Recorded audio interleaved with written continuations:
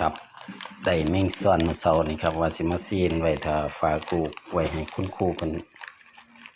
กินครับผมสิซีนสดๆเพื่อจะไปใส่ช่องฟิตนะครับในปุ่มมันก็สิว่ามีดูเปียกนะครับเฮาก็สิกดเลย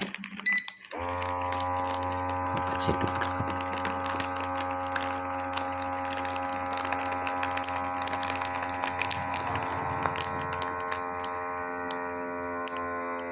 จากดินข้อแขกหายไปเลยนะครับ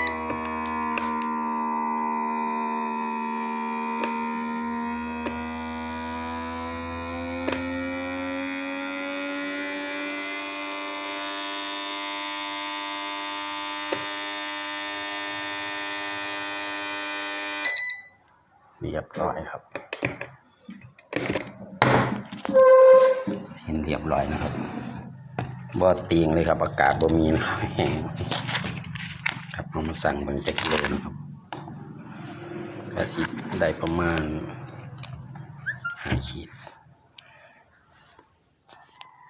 ได้5 ขีดกว่าครับหรือว่าเป็นแถมได้แล้วครับใส่2 ฟีตเลยครับ